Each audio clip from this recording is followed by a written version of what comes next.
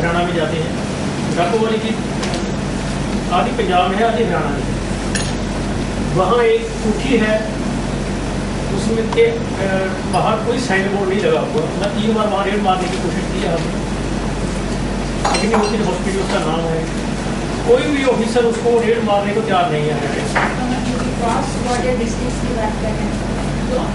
वो अंदर अल्ट्रासाउंड करते हैं, सेक्शन एडमिशन करते हैं, अंदर ही वॉक करते हैं।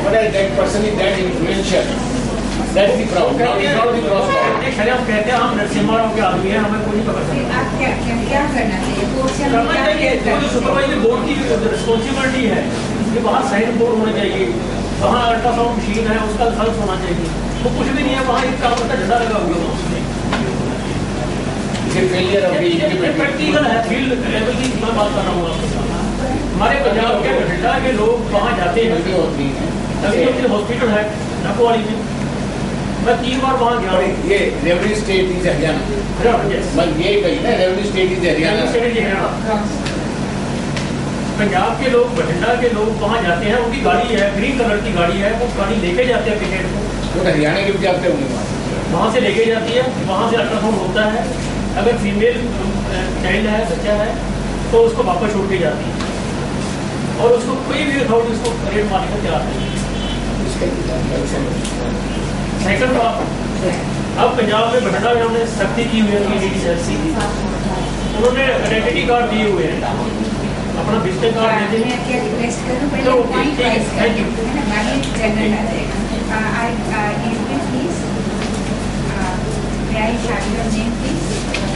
सभी को मेरा नमस्ते। मैं उत्तर प्रदेश लखनऊ से हूँ और मेरा नाम राजलक्ष्मी है। लक्ष्मी संस्था से मैं आई हूँ।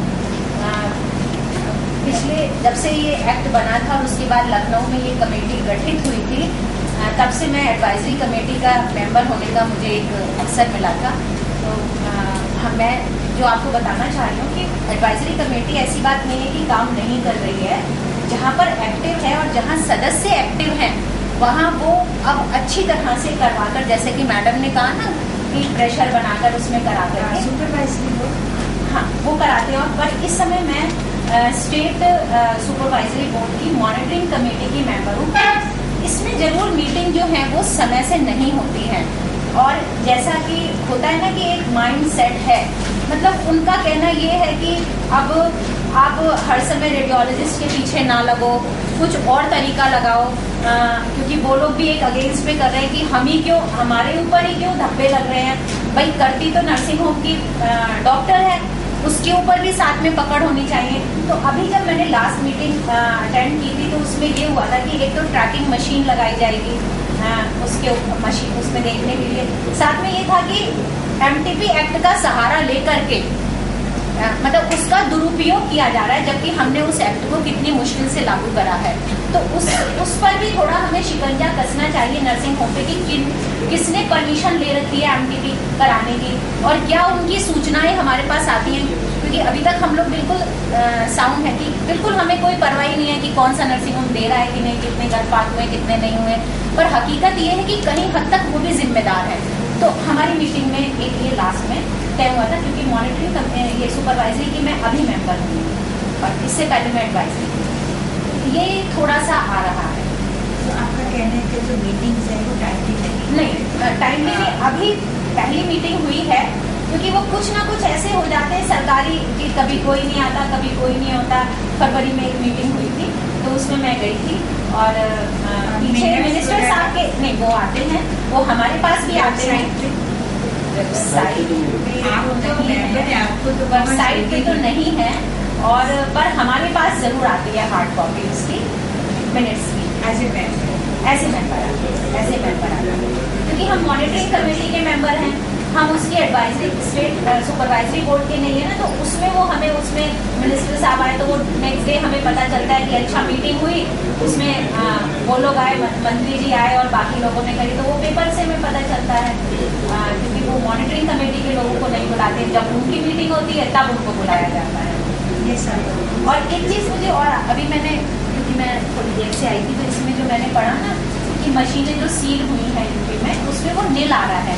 तो ये डेटा कैसे नील आया? क्योंकि मैंने 11 साल के समय में 1-2 तो मशीन हम ही लोगों ने सील कराई, और वो इसमें कहाँ से डेटा से आप कहाँ से पढ़ रही हैं? ये मेरे को बता रही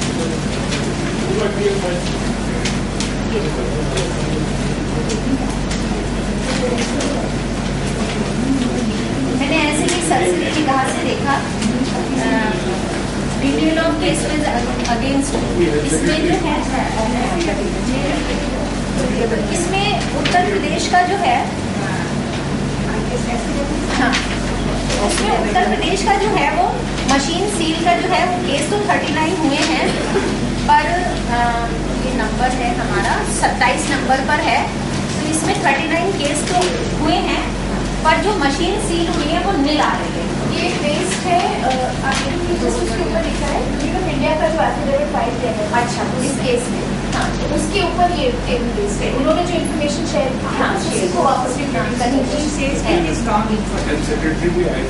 नहीं नहीं बिल्कुल आप ये मेल में हमारे पास भी आया था जिसमें हमने भी देखा था आपको भेजने के ये तो ना ये नेट पे जो उन्होंने सबमिशन किया है वो रॉन्ग है।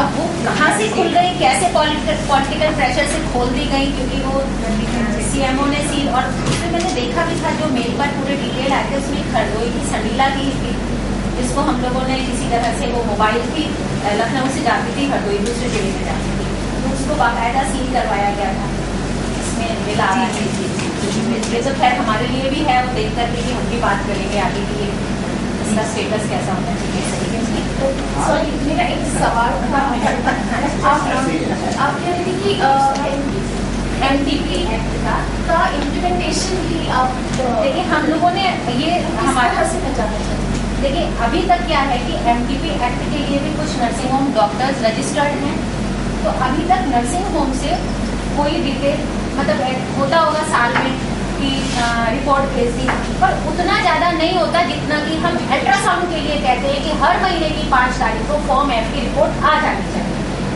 है ना वो अल्ट्रासाउंड करने वालों के लिए हमारा प्रेशर है तो उसकी मतलब इसके खिलाफ में एक लॉबी वो भी तैयार हुई है ना कि हम तो सिर्फ बताते ही चलिए हमने बताया बताने के बाद करता कौन है करते तो वो है तो इसके साथ साथ जरा सा ऊपर भी शिकंजा कसना शुरू करिए तो जाहिर सी बात है जब दोनों पे करेंगे तो कुछ तो रिजल्ट कुछ चीजें तो कंट्रोल में होगी और अभी ऐसा सिर्फ सोचा गया है उत्तर प्रदेश में ये एक पहली हमारी कमेटी में ये बात आई एक्चुअली मतलब आपके अभी पहले ये चर्चा हुई थी इस बारे में कि मतलब पीसीपीएमडीटी एक्ट भी बिल्कुल भी इसके बारे में बात नहीं करता कि आप मतलब पीसीपीएमडीटी एक्ट के अंदर क्या व्हाट इज द ऑफेंस कि आपने या तो सिलेक्ट किया सेक्स सर्टिफिकेट्स या कम्युनिकेट किया हाँ उसके बाद क्या होता है उसका पीसीपीएमडीटी एक्ट डेलिबरेटली कुछ नहीं कहता क्यों क्योंकि एमटीपी एक्ट पहले से था हाँ और एमटीपी एक्ट जिस भी कारणवश आया पर आया और एक हक की तरह है बिल्कुल हक की तरह बड़ी मुश्किल से हासिल किया बस यही हमने एक कॉन्वर्सेशन इससे पहले भी की थी कि जो भी हम करें पर हमें ये इंश्योर करना चाहिए कि हम बैलेंस कहीं ऐसा ना हो कि हम पीसीपीएमडीटी की आड़ में जाने अनजाने एमटीपी का जो हक है और जो एक्सेस है जो वैसे भी कम है सेफ और लीगल एक्सेस जो बहुत कम है उसको और भी हम कर्व ना करें और भी हम फोर्स ना करें औरतों को कि वो इलीगल और अनसेफ अबॉर्शन करवाए जिसके चलते और भी उनको प्रॉब्लम्स होती हैं तो एक बस मतलब आप you sit in the advisory committee and all तो बहुत ही ये फर्स्ट मीटिंग थी और उसमें मैं अभी सेलेक्ट होकर के गई थी फरवरी में तो उसमें ये मेरे सामने जो इशू आए कि इस बार आगे हम लोग इस पर भी जो देखेंगे वो मैंने आपके साथ शेयर किया वो मतलब इसलिए मैंने आपसे पूछा भी कि आप क्या करने की सोच रहे हैं क्योंकि एमटीपी एक्ट के अंदर जितनी डॉक्यूमेंटेशन है वो आप इम्प्लीमेंट करवाने के लिए कह रहे हैं दैट्स परफेक्ट हाँ भाई एमटीपी एक्ट अंदर कहता है कि आपको ये फॉर्म मेंटेन करना है आप रीजंस देखते हैं सो दैट ऑब्वियसली एवरीबॉडी अभी वो उतना ज्यादा नहीं हो रहा है सख्ती से जितना होता है ना कि एक्ट बन गया ठीक है पर आप ये भी कहते हैं कि जरूरत पड़ेगी मतलब कि एज एन एडवाइजरी कमिटी और अंडर द पीसीपीएमडीटी एक्ट क्या आप अपनी कि आप एमटीपी का इम्प्लीमेंटेशन देखें या आप मतलब एक चैनल बन जाए जो एमटीपी एक्ट के अंदर डिस्ट्रिक्ट लेवल कमिटीज बनती है एमटीपी एक्ट के अंदर डिस्ट्रिक्ट लेवल कमिटीज बनी होती है जो रजिस्ट्रेशन देखती है किस तरह की क्वालिटी मेंटेन की जा रही है वो देखती है, और फिर ये भी देखती है कि कोई ज़रूरत तो नहीं है उस रजिस्ट्रेशन को कैंसिल करने की। तो if the district level committee दूसरी है, अनलेस ये सेम ही है तब तो अलग बात है, नहीं अलग है, अलग है। पर अगर अलग अलग है तो आपको बस एक चैनल बनना होगा। आप really can't look at the implementation of the MTP act, वो आप मतलब आप बियॉन्ड जाएंगे अपने powers. She can approach to, she can. Yeah, definitely. Yeah. She can insist कि DLC जो है डिस्ट्रिक्ट लेवल कमेटी अपना काम करे, क्योंकि इनका But within the purview of the law. बस ये है कि क्या अगर इम्प्लीमेंटेशन एक्चुअली ग्रास रूट पे जो whatever they are saying both of them actually grass root पे वही हो रहा है, बिकॉज अल्टीमेटली हमारा चाइल्ड सेक्स रेशियो क्यों कम हो रहा है, not because only sex selection is getting done, because that girl child is being eliminated But अगर मुझे मालूम नहीं है कि क्या है सेक्स ऑफ द फीटस, मैं जाके abortion नहीं कराओगे, but where do you need to stop that? That's what I'm trying to say. The nursing home where the sonography machine is also there, and it is registered for MTP also. Those are the high risk centers basically. That is what Actually- not saying, but they Actually, have, it is they have safe abortions limitations. also. Yeah, they can I tell you, Yes. It's not only for the PCPATT Act, it is for the safe abortion also. not that. Yes. Yeah. Safe If it abortion. is a legalized center, doing it in a legalized way, keeping all the records, Yeah, safe abortion.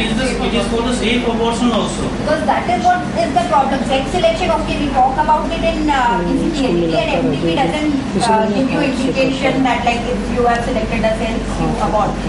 But that is what is happening at grassroots because they have got linkages And be very clear about the fact Yeah. ये भी हो सकता है कि आपको sex of the foetus मालूम है, you just go. पर आप एमटीपी बता नहीं के रहे। अंदर में आ रहे हैं कि आपकी प्रेगनेंसी फेलियर ऑफ कॉन्ट्रसेप्शन, हाँ, so then you are well within your rights or well within the law on medical There's a opinion. catch point. MTP act really right तो नहीं MTP देता Act बहुत क्लियरली कहता है under fourth, 12 हफ्ते से नीचे and one. और मिनिमम 20 वीक से नीचे कर सकते हैं। नहीं, secondly,